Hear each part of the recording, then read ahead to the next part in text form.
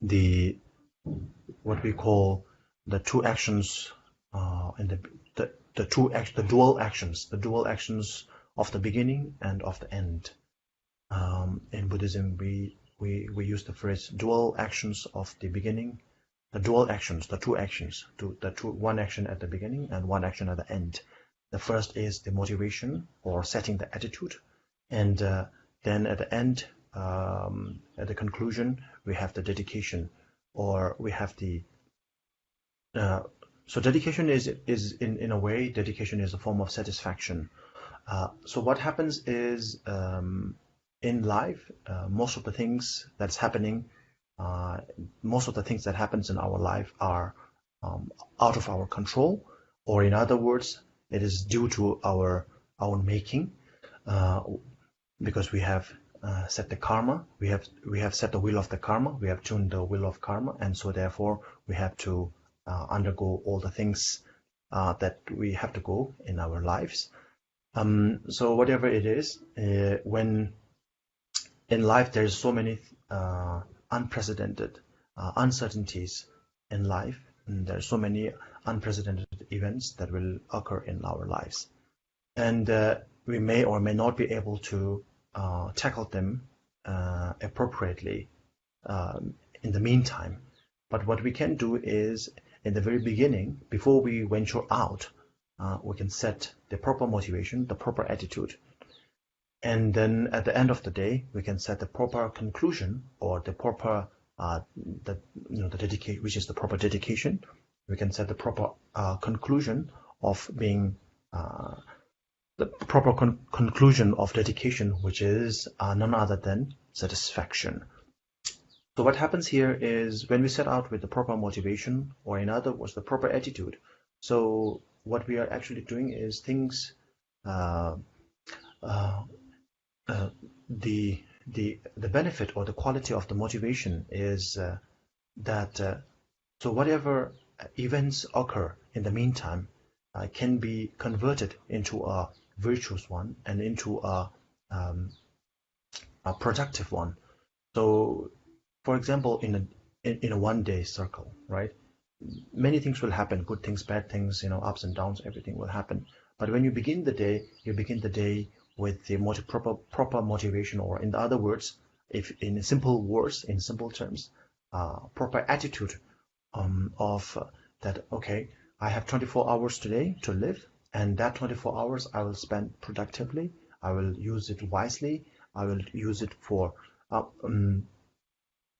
in a creative way, spend it productively to help others, to help myself, to uplift me and everyone around me, to how many people that I can touch, I will try to uplift their lives. So if you set with that motivation, so there will be ups and downs in the 24 hours in the day that you are provided with. But those 24 hours, the ups and downs can be understood as the left and right turns that you have to take when you travel a long distance. So you have to take right. Sometimes you have to take right. Sometimes you have to take right. Sometimes left when you are driving. But your aim is not to drive all the way right, or not to drive all the way to the left.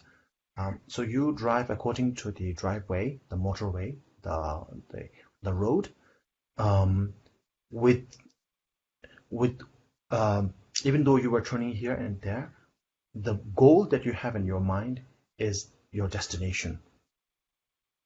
So similarly, the ups and downs will be there in your day-to-day lives. So therefore, in your life, if there's ups and downs in the 24-hour circle, there will be ups and downs in the 7-day week. There will be ups and downs in 30-day month, and there will be ups and downs in 365 days year. So when these ups and downs happen, think of those as a turn that you have to take in life. When you are driving, you have to take turns here and there, but it doesn't mean you stop there. So you keep on driving until you reach your destination. So that is what motivation is. to uplift others, and to reach the destination, and not to be minded by the turns, the lefts and the rights, the ups and the downs. And then when you, at the end of the day, when you reach your destination, or when you reach your desired destination of the day, then you contemplate over that, and then you, rejoice over the fact that you were able to conclude the day. Pretty much, maybe you will not be able to conclude your day the way you wanted, but there are many things in the day that you have done properly. For very simple things, like if you have had lunch, dinner, and breakfast, that means you have done a great thing in a way, because there are so many people in the world who are not able to have lunch, breakfast, and dinner. Millions and millions of people who have to skip lunch or dinner. Some people, some in the third world country, very poor people. Some even in the rich countries, they are so rushed, they are so busy running after this and that they are not able to get a proper diet, a decent meal. So if you're able to have breakfast, lunch, and dinner, you can rejoice over that fact, such a simple thing like that. And then there are many other things that you have done. If you went to close a deal, if you went to negotiate a business, and if you were able to execute the business, of course there is a lot of things to rejoice. If you're not able to conclude or execute the business, there's still a lot of lessons being learned. Maybe you were able to talk, the negotiation went halfway through, and so you can rejoice over the fact that you were able to do something halfway through. So halfway through is not a bad thing. It's just as the saying, the glass half full or half empty. If you look at it as a half empty way, then a job done halfway through is not good. But if you look at it from the glass half full perspective, then a job halfway done is actually a great achievement. So there are so many things to rejoice over the end of the day. So when you rejoice over what you have done, all the achievement that you have done for the day, of the 24 hours, if you have achieved 3 hours of productivity, 4 hours of productivity, 5, 6, 7, whatever, you can rejoice over that fact. So if you were able to sleep within 24 hours, we usually work for 14, 15 hours or like awake, and the rest we sleep. If we are not able to do anything awake, even if we sleep, we are able to rest our body. We're able to rest, and so therefore reset the body mechanism. And so therefore we are able to give a good sort of like a boost to our body. When our electronic things like laptop or mobile phone, when they don't work properly, we have to switch them off and then switch it on again. Similarly, when you sleep properly, sleeping is something like that. It resets the whole the whole process, and then you begin everything afresh, anew. So there are so many things to rejoice, and dedication is a form of rejoice. The only difference is that you rejoice, and whatever merits that you have gained from that productive work, from that virtuous work, you dedicate that. So dedication in that sense is something like investment. You invest that with the dedication of all the Buddhas and Bodhisattvas. So it's a non-failing merit investment bank, so to speak. So therefore, the motivation, or in other words, the attitude, proper attitude, is very important, and so are the dedication, which is a form of rejoice, which is a form of complimenting yourself for what you have done right. It's a form of coming into satisfaction, fulfillment. So all these things are very important. When you are fulfilled, when you are content, when you are satisfied, when you pat yourself on the back, then you have more confidence to push forward, and that is very important for all of us. Yeah. So we talked about the valuable human life, and of which when we talk about the valuable human life, according to Buddhism, we'll talk about 18 qualities, or to be specific, 8 freedoms or 8 leisures and 10 advantages. So we covered the 8 leisures last week, and so today we will cover the 10 advantages. And so there are what we usually call these 5 self advantages and 5 others related advantages, or in to be more specific, 5 individual advantages and 5 circumstantial advantages. So in Tibetan we call the 5 individual advantages as self, and the 5 circumstantial advantages as others. So so all in all there are 10 advantages, and we will go through this today. So the first of the 5 individual advantages is that being born as a human being. So I'll just read the lines. First, to be born in a human being, then to be born in the central place, then to endowed with all of one's faculties, and to do without a conflicting lifestyle, and to have faith in the Dharma. The first is to be born as a human being, and we are all born as a human being. And the reason human life is important is human life is sort of somewhat in the middle of the 6 realms, or the usually 5 realms. So the 3 lower realms and the 3 higher realms, right? So there's actually only 2 higher realms, but when we sort of extend it, we usually extend it to 3 higher realms.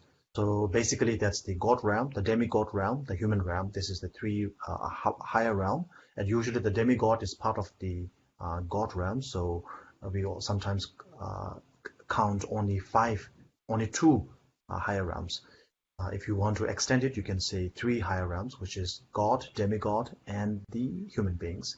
And then the lower realms are the hell beings, the hungry ghost, and the animal realm. So when we count it as a 5 realm, the human life is sort of in the middle. So what happens what happens with the human life is the human life has seen he's gone through a lot of trouble, has seen a lot of has gone through a lot of trouble, has been through a lot of suffering, but at the same time has the capacity to understand the suffering that is going around, and also be able to tackle the suffering that they're going through, not just in the immediate realm, but for like in the immediate realm, if it's raining, or if it's raining, the dogs will run into shelter. Even the cats or other animals, when they're chased by their predators, they will run away. So this is running from they know how to look after themselves in the immediate surrounding. But human beings plan houses that last for 10 years, 100 years, 50 years. And then we build business that lasts that many years, when we build business and houses for others. And so like that, the human beings, we can comprehend, we have the capacity to plan. We have the capacity to plan. In order to plan, you need to have a certain intellect, certain wisdom, certain intellect to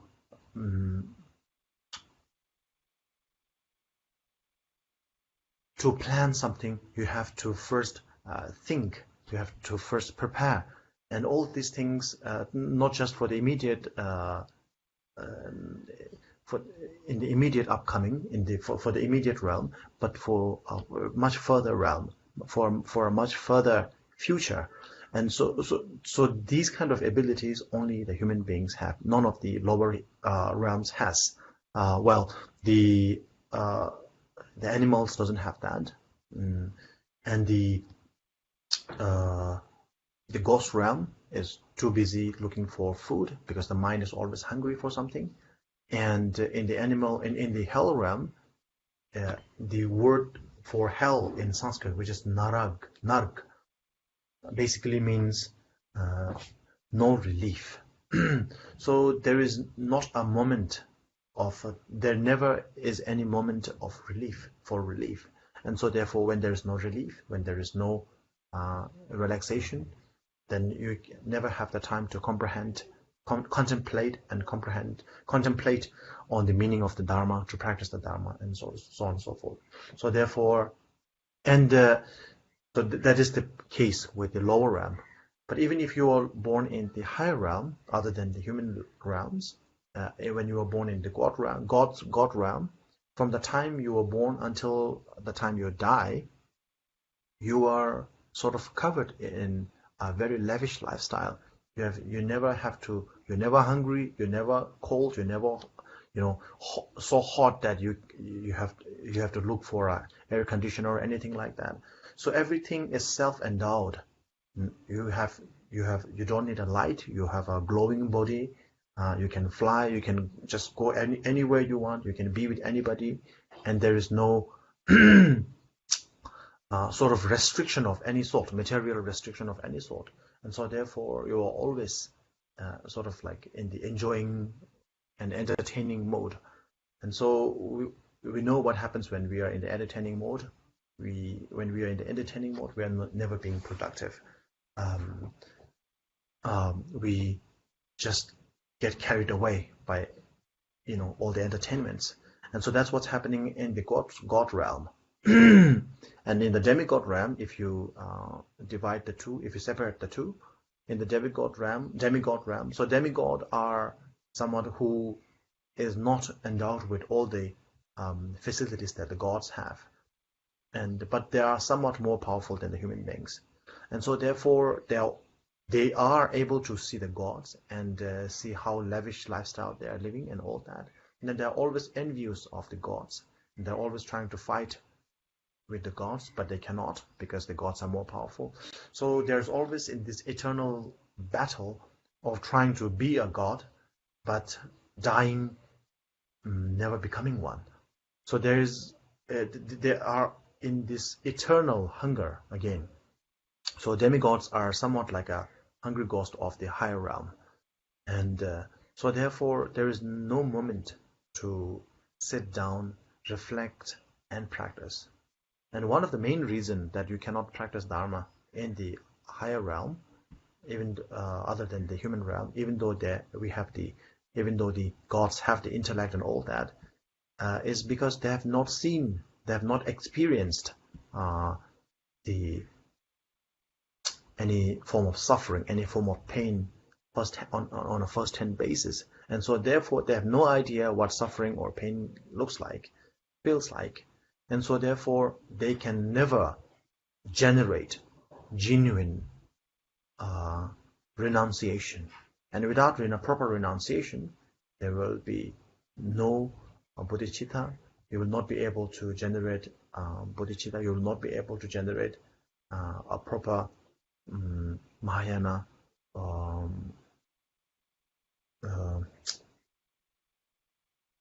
refuge. To generate a proper Mahayana refuge, you need to have proper renunciation. And without renunciation, you don't have any of those things. You won't have a proper Mahayana refuge. And without refuge, nothing can be generated. Nothing can be generated because refuge is the doorway to all the practice of the Dharma. So without the proper Mahayana motivation, Mahayana refuge, you will, whatever so-called Mahayana practices you would be doing, it does not suffices as a Maya and a practice at all. Okay, so the next is to be born in the central. So this may sound a bit confusing. So the thing is, so normally in today's time,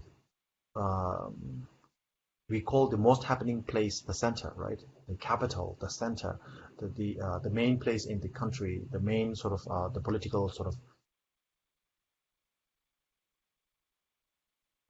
establishment, wherever that is called the capital.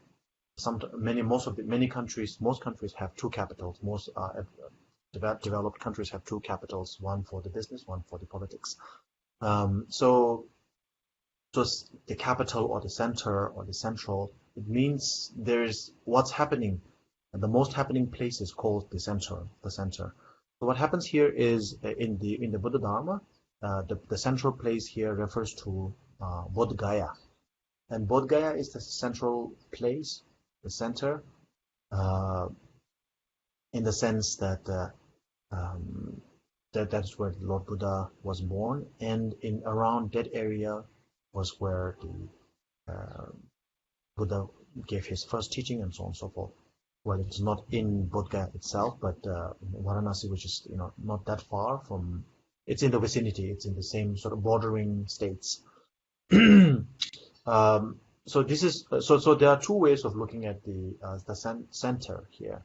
One is the geographical center, and so when we talk about the geographical center, it has to be India and it has to be Bodh Gaya. But then there is what we call geographical center and the I don't know how to put it in a proper English word. It's something like in the spiritual center, or the Dharma center, the Dharmical center. That can be anywhere where the Buddha Dharma is taught, where the Buddha Dharma is practiced, where the Buddha's teachings were flourishing. So any place where that is happening, it can be where the Buddha's teachings are flourishing, can be understood as the center for Buddha Dharma, not geographically, but spiritually. These places can be considered the capital, the center of Dharma. So basically nowadays we have the internet, so there is no barrier of any kind. So wherever in the world that you are, if you have an internet connection, then you can have the Dharma. You have access to the Dharma. So basically I think the whole world is a central place now for practicing Dharma, for learning. So the next is to be endowed with all the faculties, sense faculty. So if you can hear well, see well, understand well, all these things, then you are endowed with the proper faculties.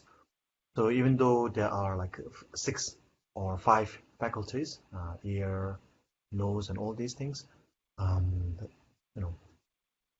the most important thing is the 6th faculty, or the understanding, the comprehension, the being able to understand the Dharma, being able to understand what's being taught, what's being spoken. So, so the most important thing of all of this particular quality is that you are able to, you have that you are not mentally disabled. So if you are a crazy person, you are mentally disabled, you cannot comprehend what the teaching is about and all that, then you cannot practice much, you cannot progress much. You may be able to chant a few mantras. Your parents or your caretaker can force you to chant some mantra, and that's about it.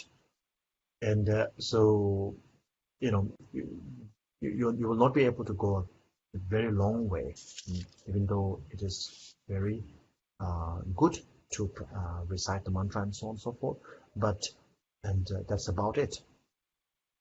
So to be endowed with the faculties, especially the mental faculty, to comprehend, to understand, the ability to learn, the ability to study, and especially the ability to analyze, the ability to concentrate, focus, meditate.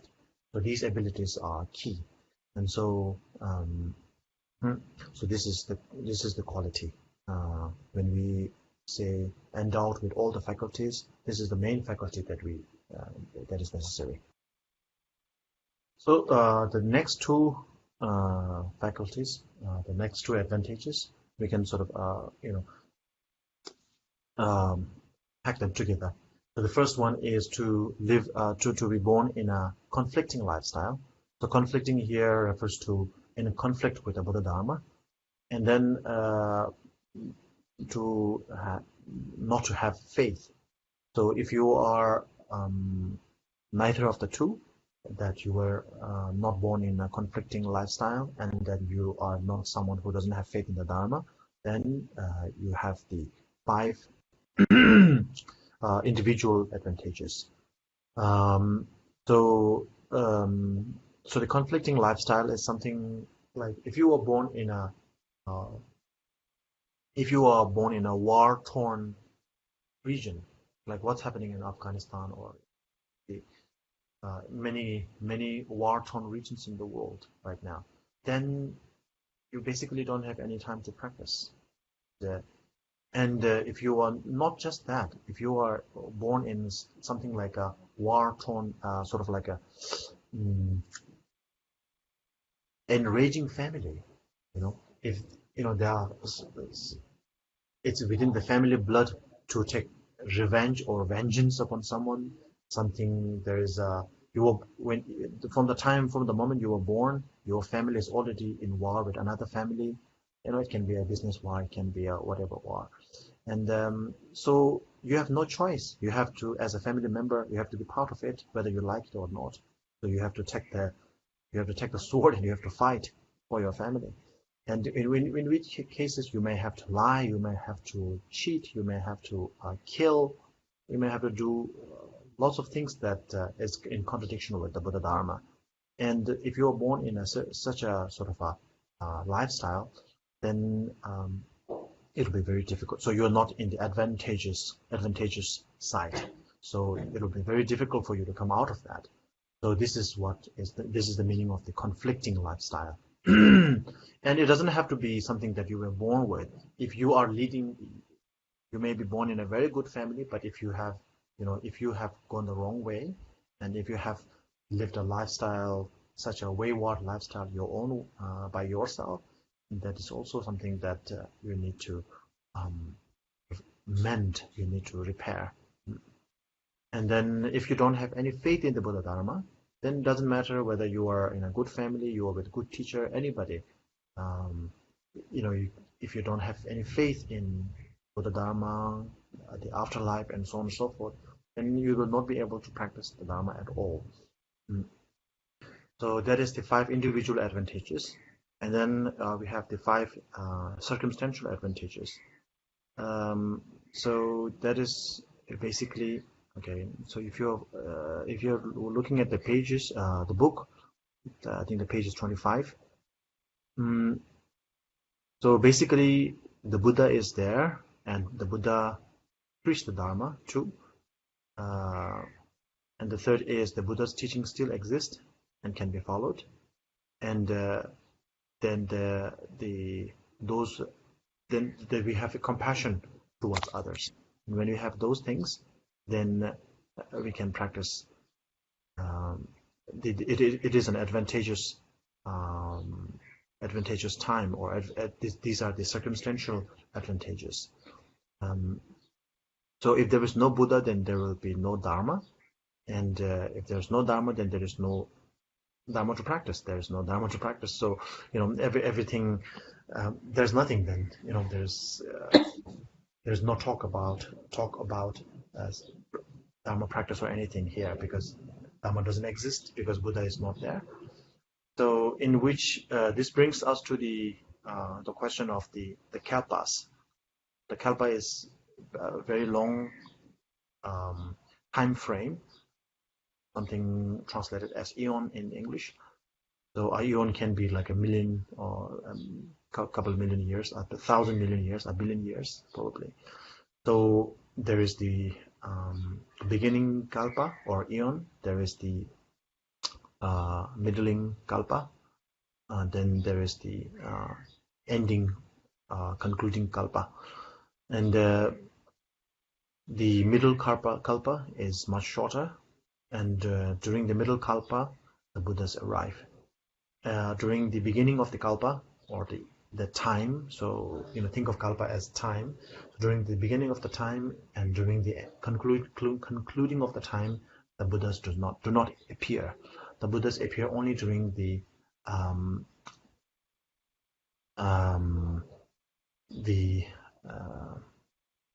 relaying of the karma time. So there is the beginning, there is the middle, and then there's the end. So during the middling of the time, which is shorter than the beginning and the end, the Buddhas arrive. So in that time frame, Buddha does not arrive all the time in those tens of billions of years. So there is a certain kalpa called dark kalpa, and there is a certain kalpa called light kalpa, or light time. So when the Buddhas arrive only during the light time, and then not during the dark times. So basically, we were born in a time, even though Buddha Shakyamuni passed away 2,500 years ago, but his teaching is very much alive. The people who practice follow the teaching and benefit, deriving realizations from the teaching that Buddha Shakyamuni has taught is very much alive. So therefore, even though so in this kalpa, even though not in this millennia, because Buddha passed 2 millennia ago, Buddha passed away 2 millennia ago. So even though Buddha is not in this millennia, but he did came in this eon, and so his teachings are very much alive, and so that we can practice. And it's not just that the teachings are there. What can happen is like just as they are in our day-to-day materialistic life, we have vintage cars, right? Very old cars that looks very nice, but that cannot perform, that cannot work. Of course, there are many that can work, but there are vintage cars that cannot work. So it's just a showpiece. So similarly, the Dharma can also become something like that. So by the time of the dark kalpa, when the dark kalpa comes, there will be people, there will be arhats, there will be four destroyers, there will be bodhisattvas during the dark times, and because there are bodhisattvas and there are arhats, they will be practicing, and they will be preaching the Dharma even.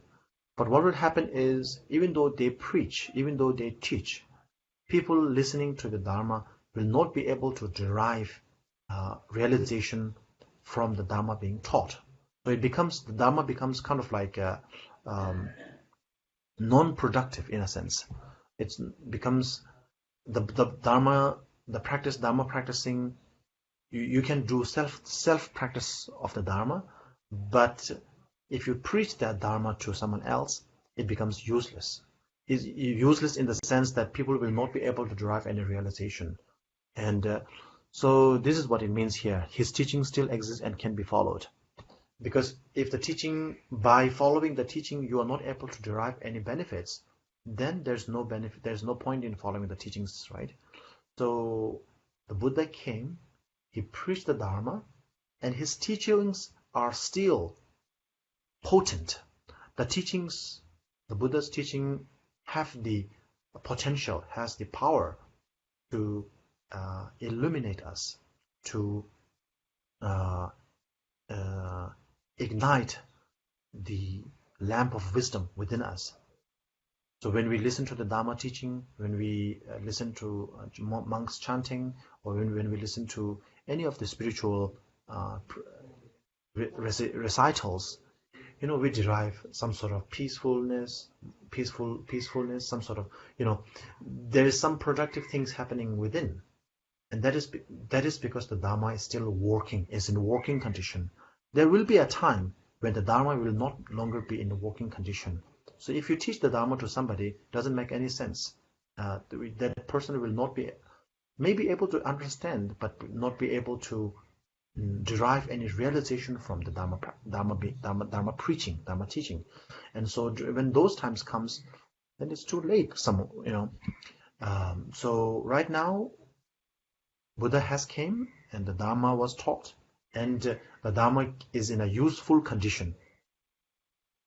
So we have to use that. We have to utilize that moment. You have to, grab that opportunity. And of course, it is important to be kind towards others. So if you do not have the kind-heartedness, warm-heartedness towards others, then what you're going to do is, Dharma is very powerful. And you can use Dharma to do a lot of things. And that's happening in the world, all over, using religion for, settling scores, right? It's happening in all religion, not just Buddhism. It's happening in Christianity. It's happening in Islam. It's happening in Hinduism. It's happening all major religion. People misusing religion for their own good. So when you don't have the innate kind-heartedness, then there is that danger. So therefore, the compassion is very important. Kind-hearted towards others is one of the most important advantages that you would need. If you don't have it now, you will need to cultivate it. Yeah, and that is the end of the 5 circumstantial advantages. Yeah, so this concludes the teaching, and I think we have some questions. Yes, Rinpoche. We have one question. I will read the question now. Prostrate to Rinpoche. Sometimes we have to stay. Excuse me. Sorry. Sometimes we have to stay with conflicting lifestyle person. How can we practice or cultivate bodhicitta? Thank you, Rinpoche. Yeah. So that's a very good question, very practical question. I want to give sort of a answer sort of from my own experience. So this is a dilemma that I kind of face for a very long time myself. Then what I later found out is when we have a problem with another person, most of the time the event that triggers whatever unsettlement within you, resentment within you, is a flaw, is a fault that you have within yourself. So basically what I'm saying is, whatever triggers you is something that you have to repair within yourself. And so this is different from self-blaming. It's not like everything is my fault. Oh, I'm the worst person in the world. Then not sort of like self-deprecation and self-humiliation, which is not right, which actually brings down your confidence. If you self-blame, if you think everything is your fault, if you keep self-blaming, then you lose your confidence to do anything, and then maybe you want to end your life. But self-reflection is different from self-blaming. So what you have to do first is whatever triggers you with a person that is in your life, be it your partner, be it your kids, be it your colleagues, whatever. So is it all these things, right? All this, so whatever negative resentment that is building up within me, is it all coming externally, or from the external source, or from that other person? Or is it something that is within me that triggers every time that person does this and that, then something is triggered within me to react in a certain way. So basically, are the actions of that particular person directly causing me to react in a certain way? Or am I giving a free hand to my reactions? Am I being compulsive here? So this is something that you have to ask yourself. And so one great benefit, one of the many benefits of Dharma practice is, without Dharma practices, without spiritual practices, all our hindrances, all our obstacles, be it with our colleagues, partners, whatever, becomes a wall. It's a wall. So when there's a wall, you cannot move ahead. But with Dharma practice, with Dharma understanding of spiritual practices, all the obstacles are still a wall, but a wall placed with mirrors. So what the benefit here is, even though it's still a wall, it has mirrors there, so it reflects everything. It reflects back to you everything that you are doing. So if you keep playing to the mirror the whole day, the mirror will keep playing to you the whole day, and you can end up pretty much in this, never-ending circle of fighting with your own reflection. You know that the parable. I think it's from the Aesop's fable, a Greek tale. You know, the lion going to the river and then fighting with his own reflection in the river, and then afterwards, like, it's really getting angry with the reflection in the river, and then jumping into the river and then ending his own life. So with Dharma practice, basically what happens is Dharma, we usually say in the monastery that Dharma gives you sort of a reflective screen to see how you are improving. That's, in the gyms, in the workout centers, they always put a lot of mirror, so that when you are building your body, that's what you are doing in the gym, basically. So you can see how much you progress. So similarly, with the Dharma practice, when you have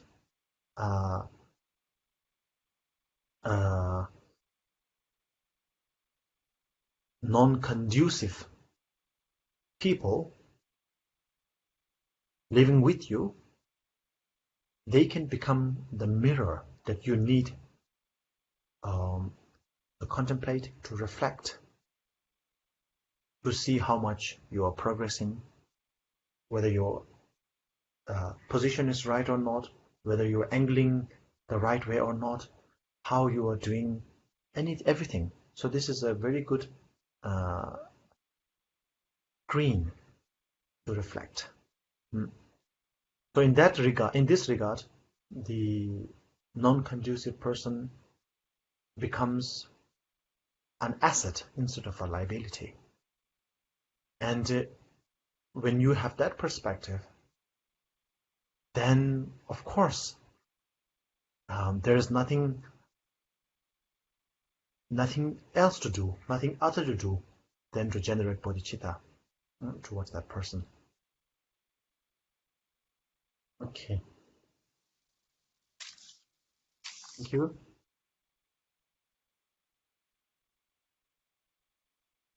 So I think we will conclude now.